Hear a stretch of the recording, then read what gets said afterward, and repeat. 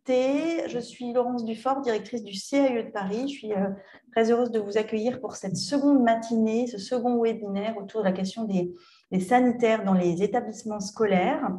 Cette rencontre vous est proposée en 2 temps, avec une première matinée qui s'est déroulée hier et puis cette seconde matinée aujourd'hui. Donc, bienvenue à ceux qui nous rejoignent aujourd'hui, qui n'étaient pas avec nous hier. Je vais, en ouverture, laisser la parole, je pense, à Delphine Hamel. Merci d'être Bonjour à toutes et tous. à nouveau avec nous ce matin. Donc, Delphine, vous êtes directrice adjointe de la direction des affaires scolaires de la ville de Paris et donc notre partenaire sur cette étude d'action autour des sanitaires qui a été lancée depuis 6 mois maintenant. Quelques mois. Donc, je vous laisse dire quelques mots en ouverture de cette rencontre. Merci beaucoup. Merci et bienvenue à toutes et tous. Et je voulais vous demander d'abord d'excuser l'absence de Patrick Bloch, qui est l'adjoint à la maire de Paris en charge de l'éducation, de la petite enfance, des familles et des nouveaux apprentissages, qui n'a pas pu être avec nous ce matin, mais qui pilote cette démarche et qui a introduit la séance, notamment un peu inaugurale, du 24 novembre dernier, pour lancer donc ce plan toilette ou sanitaire auquel on tient beaucoup. Pourquoi on y tient beaucoup? Parce que d'abord, il est né ce plan d'un double constat. Le premier, qui est, je crois, très partagé, qui est l'évitement par les enfants des toilettes de leur établissement scolaire, qui est un phénomène assez massif avec les conséquences désastreuses qu'on connaît en matière de santé publique notamment, mais aussi un constat de dégradation des toilettes par les enfants. Alors, un peu plus au collège qu'à l'école, mais ça existe aussi à l'école, avec un endroit qui est souvent, y compris par les enfants eux-mêmes, considéré comme peu fréquentable, voire dangereux, et sur laquelle, pour le coup, la ville investit néanmoins beaucoup de force pour essayer de les rénover. Donc, même quand on rénove des toilettes, qu'on fait des travaux dans les toilettes, on se rend compte que ça ne suffit pas à les rendre attractifs. Ils ne sont pas forcément toujours plus fréquentés et surtout, ils ne sont pas plus respectés. Souvent, du coup, on a eu des témoignages aussi du fait que c'était des endroits où on y fait plus de bêtises et voire où il y a des agressions. Ce double constat donc s'inscrit dans un contexte où les apprentissages scolaires sont très souvent abordés dans une approche presque exclusivement cérébrale. Et cette question des toilettes nous paraît une façon de poser la question du corps à l'école, avec peut-être la partie la plus taboue de ce corps, mais ce corps qui doit être quand même considéré à la fois comme une condition du bien-être, qui pour nous est une condition des apprentissages, y compris scolaires, mais pas seulement, qui est pas seulement une condition de ce bien-être, qui est aussi un vrai vecteur d'apprentissage. On apprend avec son corps et on n'apprend pas uniquement avec son cerveau.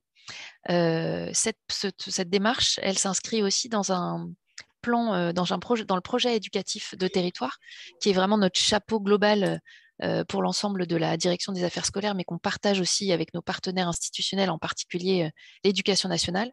Et donc, dans ce cadre, on a 2 axes du projet qui font la part belle à la fois à cette notion de bien-être et à la fois à cette notion d'enfant acteur et de caractère central de ces apprentissages. Donc, on a lancé ce plan toilette avec l'idée qu'on allait aborder la question des besoins d'un double point de vue. Bâtimentaire, bien sûr, j'en ai parlé tout à l'heure à travers nos travaux de rénovation. Donc, l'enjeu, c'est vraiment d'associer les usagers, tous les usagers du coup des sanitaires à nos réflexions en termes bâtimentaires, avec une dimension aussi écologique et énergétique, mais aussi du coup un axe vraiment fort qui serait un axe éducatif. Donc l'objectif, c'est de trouver des solutions innovantes avec les usagers qui permettent une meilleure prise en compte du corps au sein des établissements scolaires, dans des lieux qu'on espère du coup mieux entretenus et plus respectés collectivement, et du coup qui permettent une meilleure hygiène, qui permettent de trouver des solutions innovantes aussi sur le plan écologique et énergétique, et dont on sait que leur amélioration concourra à une amélioration du climat scolaire en général. Donc, c'est pour ça que la ville a fait appel au Conseil d'architecture, d'urbanisme et d'environnement, du coup, qui vient de se présenter, et que je remercie beaucoup de l'animation de cette matinée et de son rôle actif dans cette démarche, et qui a commencé à travailler avec un groupe de 3 sites. On y reviendra, je pense, un peu plus tard dans la matinée.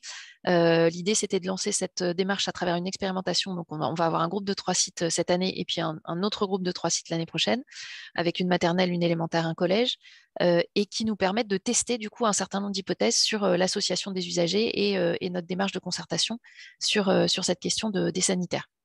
Donc, on a eu la première matinée hier centrée sur les besoins des enfants. Aujourd'hui, notre matinée est centrée sur les enjeux techniques, avec des choix justement de gestion écologique de ces toilettes et un travail aussi sur la santé environnementale dans ces toilettes.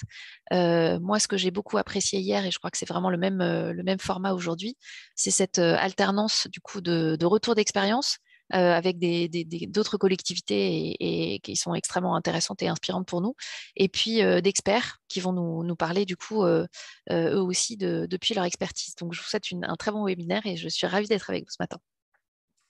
Mais je vais maintenant laisser la parole à mes deux collègues, Clara Guibert et Manon Besançon, qui sont à la manœuvre pour l'animation de cette matinée et sa préparation, et puis la conduite de ce projet en partenariat avec la Ville de Paris, de cette étude d'action, pour qu'elle vous présente le déroulé de la matinée et puis les intervenants que nous allons recevoir.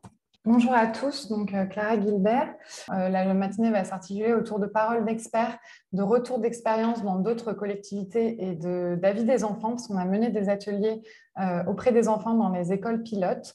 Donc, on va vous présenter tout ça sur les différents sujets. Donc, ce matin, on va parler de l'entretien des sanitaires. On aura un volet sur les toilettes sèches, l'eau de pluie, la récupération et l'utilisation de l'eau de pluie, et une dernière partie sur l'impact des odeurs dans les sanitaires et entre santé et technique. Donc, tout d'abord, on va commencer la première partie sur l'entretien avec une intervention de Marie-Françoise Étolin qui travaille à la cellule entretien à la direction des affaires scolaires, la DASCO. Ensuite, on ira en Seine-Saint-Denis avec Anne Grunstein, qui est ingénieure ergonome, qui va nous présenter un projet de rénovation de sanitaires dans un collège de Seine-Saint-Denis. Et enfin, on vous présentera les ateliers avec les enfants sur la question des équipements et de la propreté. Donc, on a rencontré Marie-Françoise Étolin lors d'un entretien dans le cadre de cette étude d'action. Elle travaille à la cellule entretien à la DASCO, donc la direction des affaires scolaires de la ville de Paris. Et son rôle est d'aller dans les établissements pour présenter le matériel et les produits aux agents, ainsi que de les sensibiliser aux troubles musculaires dus à la posture. On va pouvoir commencer. Est-ce que vous pourriez nous expliquer un petit peu déjà à quelle fréquence, pour qu'on comprenne mieux à quelle fréquence l'entretien des sanitaires dans les écoles se fait? Quel est un peu ce programme, cette routine d'entretien? Oui, bonjour à tous. Je voudrais dire quand même quelque chose avant de commencer, c'est que ce travail-là, je ne le fais pas toute seule, je le fais avec deux autres personnes qui sont présentes, Madame Dujardin et Madame de la Riberdière. Et donc, nous allons dans les établissements, effectivement, pour essayer d'apporter notre connaissance aux agents et pour essayer de faire au mieux pour éviter tous ces troubles, justement, qui font que très, très tôt, ils se retrouvent avec des problèmes qui font de longs arrêts quelquefois. Alors, la fréquence de nettoyage dans les établissements serait de l'ordre de, pour bien faire, de 4 interventions par jour. Souvent, on demande le matin, quand ils arrivent, de vérifier si l'équipe du soir a tiré les chasses d'eau, a vidé les poubelles. Après la grosse rentrée qui est entre 8h et 8h30, de faire une intervention plus approfondie. Après la première récré du matin, de faire une autre intervention. Après la pause déjeuner du midi, on fait une intervention. Et après la récré de l'après-midi, on refait une intervention. Voilà. Et ça permet d'avoir des toilettes plus ou moins propres. Après chaque intervention, ce n'est pas forcément fait à fond. On demande au moins qu'à la première, ou du moins celle où ils auront le plus de temps, d'intervenir vraiment sur tous les toilettes, quoi. Les faïences, le sol, bien sûr, les toilettes eux-mêmes, la robinetterie, les poignées de porte, le dérouleur de papier, voilà. Après, ça reste difficile parce que c'est un endroit où, même quand on a nettoyé, surtout s'il y a des odeurs, on a toujours l'impression que ça n'a pas été fait. Les odeurs, ce n'est pas forcément que parce que c'est de l'urine. Quelquefois, ça vient aussi des canalisations. Même si on a du mal quelquefois à se faire entendre que les canalisations, ce n'est pas ça. Il faudrait voir ce qui se passe. Voilà, hein, mais sinon, les problèmes, on fait comprendre aussi à nos collègues que ce n'est pas parce qu'on va mettre des produits qui vont sentir bon que ça va changer quelque chose, c'est vraiment d'y aller tous les jours, autant de fois qu'il le faut, avec des produits le plus neutre possible. Et puis voilà. Effectivement, c'est ce que vous nous aviez alerté beaucoup sur les produits surodorants. Et on avait aussi échangé au sujet du mobilier et des matériaux. Là-dessus, il y a aussi un gros sujet par rapport à l'entretien sur les matériaux qui sont à éviter ou au contraire à privilégier. Qu'est-ce Mais que... nous pensons que, par exemple, on a vu vous parler de mettre de l'inox. Mettre de l'inox dans les toilettes, c'est pas judicieux parce que j'en ai vu, ils ont mis des urinoirs en inox. Ben voilà, une tâche, un produit a été mis dessus. On ne sait pas ce que c'est comme produit. On a tout essayé avec les agents de cet établissement pour enlever. On n'a jamais enlevé. Et ce qui fait aussi que si les toilettes, quand on a de l'inox, que ce n'est pas fait de façon récurrente, ponctuelle, ben on se retrouve avec ça fait très sale. Ça fait très, très sale. Et c'est vrai que les enfants, ben, ils ont moins envie d'y aller. Et donc, c'est pour ça qu'on préconise les WC qu'on a actuellement qui sont tout blancs. Voilà, je crois qu'il n'y a pas mieux pour à nettoyer. Il n'y a pas plus facile à nettoyer. On a ça. C'est vrai que enfin, il faut le matériel qui va, parce que bon, quand on a des petites brosses comme à la maison, non, ça, c'est pas facile pour les agents.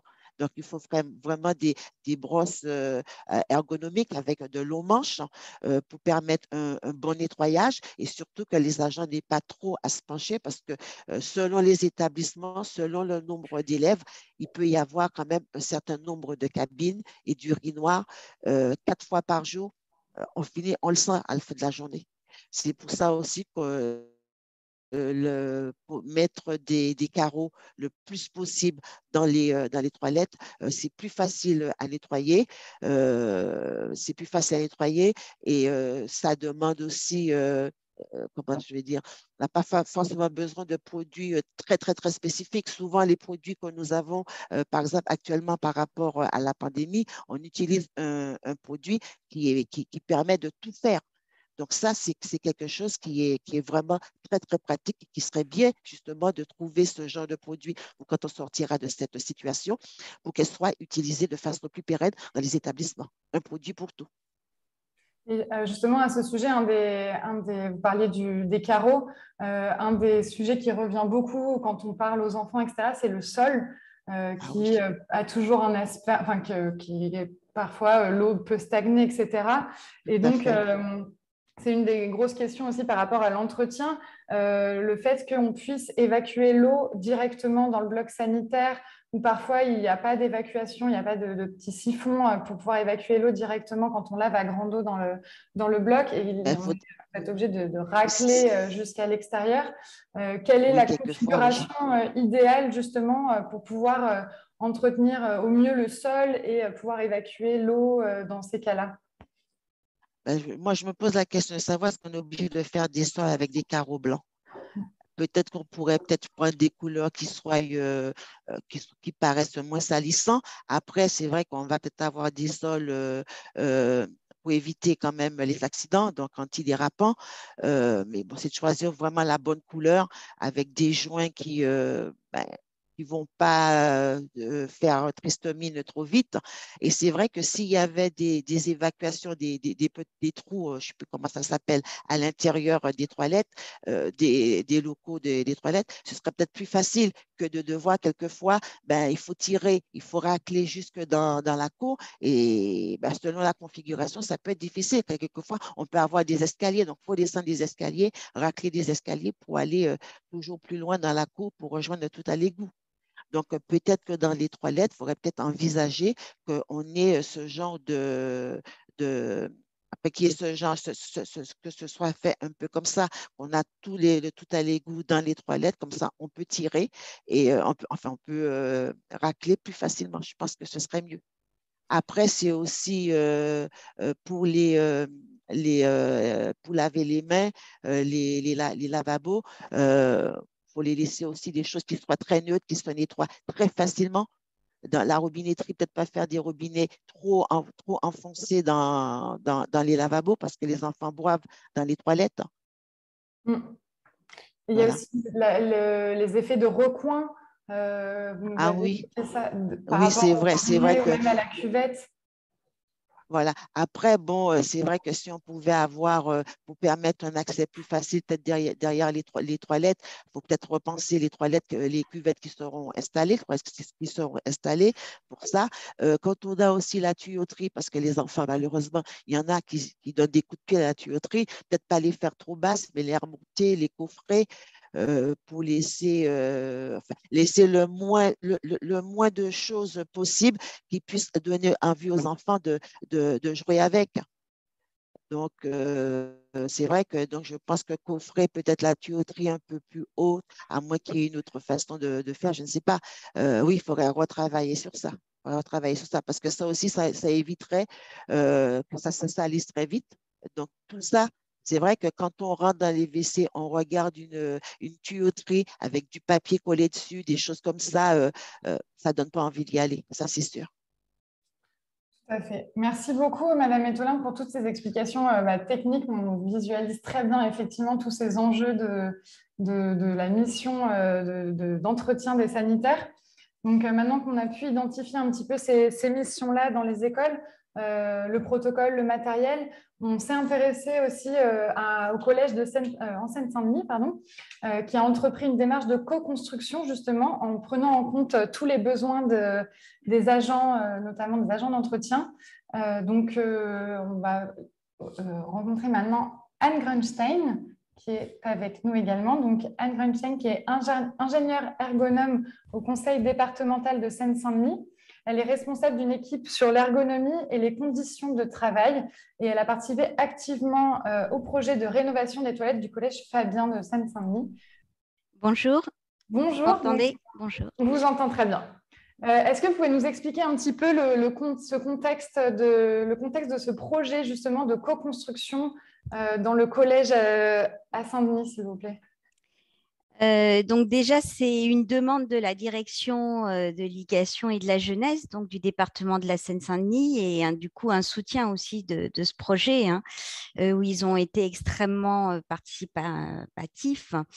Le contexte, c'est à la fois principalement un contexte lié à des dégradations successives dans différents collèges et qui génèrent deux choses. Premièrement, des coûts importants pour les réhabilitations. Une désillusion aussi des personnes qui sont en charge de cette maintenance. Avec, à un moment donné, c'était une réflexion de recherche de toilettes de plus en plus solides. Et je reviens avec ça fait écho à ce que disait Madame Etoli, c'est-à-dire des fois des toilettes on va mettre des toilettes en inox pour éviter qu'ils soient cassés. Et puis l'autre contexte qui est plus un contexte sanitaire, qui est le fait que les enfants, enfin lié à la santé, que les jeunes ne vont plus aux toilettes du fait de l'état des toilettes et du manque d'intimité qu'ils y trouvent, et donc ce qui pose des problèmes pour leur santé. Voilà. Ensuite, le contexte au niveau du département, c'était deux choses. C'était à la fois améliorer, réfléchir à la maintenance de ces établissements et en même temps d'alimenter un référentiel qui est déjà produit pour la conception de nouveaux collèges. Du coup, plus précisément, quelle a été votre démarche de co-conception avec les agents d'entretien? Vous êtes ergonome, donc vous avez beaucoup essayé de comprendre ce que décrivait Madame Etolin au quotidien. Quels ont été les moyens, par exemple, de les intégrer totalement au process de co-conception? Alors, l'objectif, même si je m'occupe de l'amélioration des conditions de travail, c'est aussi d'améliorer le service rendu aux usagers. Donc, l'objectif, ce n'est pas se centrer que sur un des acteurs, mais c'était de prendre en compte les besoins de l'ensemble des acteurs. Donc, l'ensemble des acteurs, c'est les élèves et trouver les moyens d'accéder à leurs besoins. C'est-à-dire, on a mis des boîtes à idées, on les a rencontrées, il y a eu le conseil de vie des collégiens. Ensuite, au niveau donc des agents effectivement en charge de l'entretien de ces sanitaires, il y a eu des observations de leur activité et puis on a eu plusieurs échanges avec eux, avec aussi leurs responsables, le régisseur. Et puis, il y a aussi les personnes qui sont en charge de la surveillance de ces sanitaires. Il y a eu l'équipe avec la principale centrale de quelle était un peu l'orientation. L'ouvrier professionnel qui au quotidien répare, recherche des choses un peu inventives pour que ces toilettes fonctionnent. Voilà, donc en gros, au départ, c'était vraiment de recueillir un faisceau de besoins et ensuite, pour que derrière toutes les améliorations qu'on allait apporter, ce soit avec eux, mais que ce soit aussi un compromis, c'est-à-dire que il fallait à la fois répondre à l'amélioration d'usage et aussi à l'amélioration des conditions de travail, voir les faisabilités, quelles étaient les contraintes par rapport à l'équipe en charge de la surveillance, profiter de l'expérience de l'ouvrier professionnel. Voilà, principalement la démarche qui a été lancée. Je dois dire aussi, c'est que comme ce collège avait été déjà mobilisé, enfin, ils s'étaient déjà eux-mêmes mobilisés sur la question. C'est pour ça qu'il a été choisi et non pas pour l'état de ses toilettes, bien qu'ils étaient extrêmement dégradés. Mais suite à leur le premier travail qu'ils avaient fait, il n'y avait pas eu vraiment de transformation. Donc, l'autre chose, c'est d'avoir une certaine confiance pour que les personnes s'engagent, une confiance quelque chose va changer.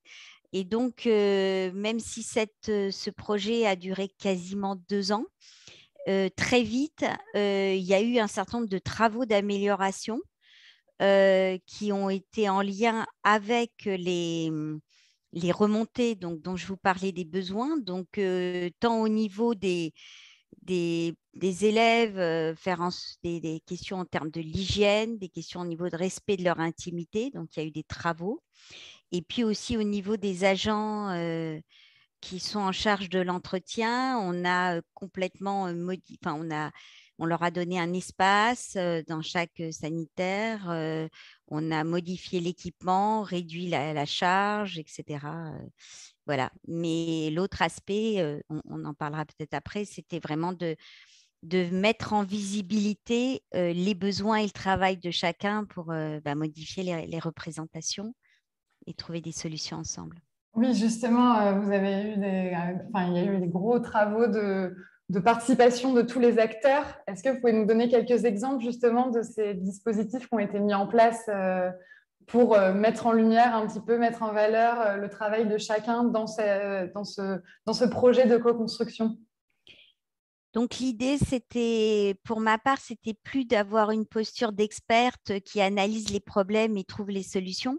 C'était plutôt être facilitatrice, trouver les moyens financiers, techniques, mettre les personnes ensemble pour que eux soient force de proposition. Donc comme illustration, je peux vous donner 2 illustrations. D'une part, dans ce collège, il y a la chance qu'il y a une section professionnelle, une SECPA d'enseignement professionnel. Et donc, on avait identifié que c'était bien de pouvoir sortir l'eau des sanitaires, c'est-à-dire qu'il y ait bien sûr un point d'eau dans les toilettes, mais on puisse aussi, puisque là, c'était les toilettes qui étaient dans la cour de récréation, à tout moment, boire de l'eau, se laver les mains pendant une récréation, pendant qu'on fait du sport. Et c'est les élèves de la SECPA avec leurs enseignants qui ont créé une mosaïque avec des messages pour au-dessus des lavabos qu'on a mis à l'extérieur des sanitaires. Et donc, cette idée, c'est eux qui l'ont eue, ils l'ont conçue du début à la fin. Et ça a à la fois plusieurs intérêts. C'est déjà, il y a un côté esthétique, il y a un message aussi qualitatif sur l'eau. Et pour eux, il y avait une vraie envie que, à travers ça, comment dire, on ait envie d'aller utiliser ces lavabos. Le deuxième exemple que je peux illustrer, alors, bon, bien sûr, il y a eu aussi beaucoup de travail avec les enseignants au niveau art plastique, au niveau aussi de la musique. Mais là, je vais prendre l'illustration donc il y a un rap donc, qui a été écrit par l'ensemble des agents polyvalents et la régisseuse qui les encadre. Et pour ma part, mon travail a plutôt été juste de trouver de faire le lien avec la direction de la communication et d'inciter à ce que chacun vraiment puisse participer. Donc, c'est une chanson qu'ils ont écrit et enregistrée et qui, à la fois, est un gros travail collectif, qui est un travail aussi de mise en visibilité, du coup, de ces gens qui sont souvent, qui travaillent quand les personnes ne sont pas là, et qui ont un message autour du respect. Donc, c'est à la fois autour de, voilà, on est là, on travaille, et on se présente et on fait les choses pour vous et comment on se respecte mutuellement. Voilà. Donc, c'est deux illustrations de ce qui a été fait, mais il y a beaucoup de choses qui ont été faites, même techniquement, avec un croisement entre les besoins, entre l'expérience qu'a l'ouvrier professionnel de longue date. Avec un menuisier, il y a une fabrication sur mesure d'un meuble à partir de fonctionnalités qu'on souhaitait, c'est-à-dire de mélanger un lieu où on peut, pardon, pas un lieu, un meuble où on peut à la fois prendre du papier mais feuille à feuille pour éviter que tout le rouleau y passe, se sécher les mains, mais aussi, comme il y a un club manga, pouvoir afficher les dessins du club manga. Voilà, donc c'était toujours voilà, l'idée. Et donc, à plus long terme, l'idée, c'est que ce genre de projet, finalement, c'est une dynamique de co-conception et qui devrait être un peu permanente et se poursuivre. Voilà. Merci beaucoup, Madame Grunstein. Effectivement, on a mis dans le chat un lien qui envoie la vidéo qui a été réalisée sur ce projet. Comme ça, on va bien voir l'ensemble de tout ce que vous venez de nous dire et même les autres exemples qui ont été mis en place. Il y a beaucoup de choses qui ont été faites. Donc, merci beaucoup pour ce retour d'expérience. De notre côté, nous sommes allés questionner les enfants sur les équipements présents dans les sanitaires des établissements pilotes. On est allé observer plutôt, et nous avons questionné les enfants sur leurs ressentis et leurs envies durant différents ateliers. Donc, je vais laisser la parole à Manon qui va vous expliquer tout ça. Exactement. On a eu l'occasion du coup d'observer 3 établissements, un collège, une élémentaire et une maternelle. Je l'ai expliqué hier pour ceux d'entre nous qui étaient déjà présents, mais je vais faire un rappel rapide où le but, c'était toujours de faire un état des lieux. Donc, d'abord, d'être observateur silencieux. En quelque sorte, on n'interagissait pas tout de suite avec les enfants. Et là, par exemple, je vous présente dans les écoles élémentaires Olivier Métra, on est venu faire ce plan d'aménagement. Donc, on a les filles en haut et les garçons en bas, avec les portes sur la droite du plan. Surtout, ce qui était intéressant, c'était de mettre en lumière les équipements présents ou pas. Donc, les équipements qui étaient fournis en noir, les équipements qui pouvaient être cassés, comme les verrous que vous voyez par exemple en orange sur ce plan, voire absents pour certains. Donc, le verrou qui dysfonctionnait totalement si on parle de sécurité, mais aujourd'hui, ou en tous les cas en début de matinée, ce qu'on a abordé, c'est surtout les enjeux de propreté. Donc, vous voyez cette fameuse brosse pour que les enfants, par exemple, puissent nettoyer les toilettes en autonomie qui étaient absentes, les petites poubelles à l'intérieur qui étaient absentes également, les miroirs au-dessus des lavabos qui n'étaient pas présents, et puis de temps en temps, malheureusement, le papier toilette qui pouvait parfois faire défaut. Mais ça nous a semblé intéressant d'avoir d'abord un premier état des lieux de à quoi ressemblent les toilettes et les équipements en présence. Et puis, sur les petites photos sur le côté, j'ai voulu mettre en évidence ce que nous disait Madame Étolin tout à l'heure sur les canalisations apparentes. Donc, que ce soit au niveau des lavabos chez les garçons, où on a 2 lavabos à hauteur différente avec les canalisations qui sont apparentes. Et de la même manière, au niveau des urinoirs, on a la tuyauterie qui est juste en bas des urinoirs. Et à l'entretien, les agents nous expliquaient que malheureusement, quand les petits garçons faisaient un petit peu à côté, on avait de l'urine qui se retrouvait coincée au niveau des canalisations, difficile à nettoyer, donc qui impactait directement sur l'odeur et l'impression de propreté ou de respect de l'hygiène dans ces espaces-ci. Donc à chaque fois, on a eu cette démarche d'observation, aussi bien spatiale que dans la mise en place ou pas des équipements à disposition. Puis ensuite, on a été interroger les enfants sur leur ressenti direct. Donc là, c'était des ateliers post-it, comme on les a appelés. On était sur le temps de la pause méridienne, donc avec la capacité de recueillir un maximum d'infos et de toucher presque tous les enfants, que ce soit en collège, en élémentaire ou en maternelle. On a fait ça, je vous avoue, en plus petit comité parce qu'ils n'étaient pas en capacité d'écrire sur chacun des post-it. Mais dans ce cadre-là, ils avaient 4 grands tableaux devant eux. Celui que je vous présente ici, qui concerne les équipements et les installations. Mais on les a aussi questionnés sur l'ambiance, l'hygiène, voire même sur la sensation d'intimité. Là, ici, dans les post-it bleus, ils nous mettaient ce qu'ils aimaient, les rouges qu'ils n'aimaient pas et les verts ce qu'ils auraient souhaité dans leur futur sanitaire qui sont prévus d'être rénovés à court terme. Assez souvent, ils nous ont parlé de la poubelle qui était cassée ou qui n'avait pas de couvercle, de l'intention d'avoir un sèche-main qui soit automatique mais qui pouvait faire du bruit du coup, d'avoir des portes qui ferment correctement, d'avoir des porte-manteaux à l'intérieur. Donc voilà, toute cette sensation d'équipement mis à disposition. Et puis, du coup, quand ils nous ont expliqué tout ça, qu'il manquait des équipements, qu'ils n'étaient pas toujours adaptés, qu'ils étaient parfois sales ou quoi que ce soit, on s'est aussi très rapidement rendu compte qu'en fait, ils ne pouvaient pas tirer la chasse d'eau tout bêtement. Donc oui, il y avait les urines qui restaient stagnantes, qui engendraient des problèmes d'odeur, etc. parce qu'ils n'avaient pas toujours la capacité de manipuler la chasse d'eau, donc d'appuyer sur le bouton ou de tirer dessus. Donc là, en plus petit comité, notre 3e démarche en quelque sorte, ou notre 3e atelier qu'on a mené avec eux, ça a été de manipuler des objets, donc de tirer, de presser et de classer ces objets, aussi bien pour l'utilisation que je vous présente ici du porte-savon et de la chasse d'eau, et de comprendre du coup sur les colonnes à chaque fois, ils le classaient du mieux en haut au moins bien en bas sur ces petites photos qu'on a prises avec eux, se réussir à tirer ou à presser la chasse d'eau par exemple. Donc on avait différents élastiques qu'on leur demandait de mettre en extension ou différentes balles qu'on leur demandait de manipuler, et à chaque fois on comprenait que pour eux il était beaucoup plus facile de pousser sur un élément du coup assez mou plutôt que dur, vous vous en doutez, que de tirer. De la même manière sur le porte-savon, ils nous expliquaient qu'ils auraient préféré devoir pousser pour avoir accès au savon que tirer dessus. Et même à l'usage, certains agents nous ont expliqué que tirer sur du matériel qui est fixé sur un mur pouvait aussi à terme le casser, alors que pousser dessus et du coup maintenir en quelque sorte son encastrement était plus à même. Donc voilà, que ce soit pour les agents ou pour les enfants, on s'est rendu compte qu'il y avait certains usages actuels qui ne correspondaient pas toujours à leurs envies.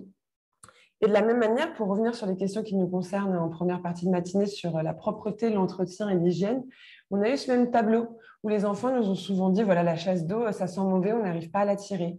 Le papier toilette, si on n'a pas assez, ou ça traîne par terre, ou les copains, ils font des boulettes avec.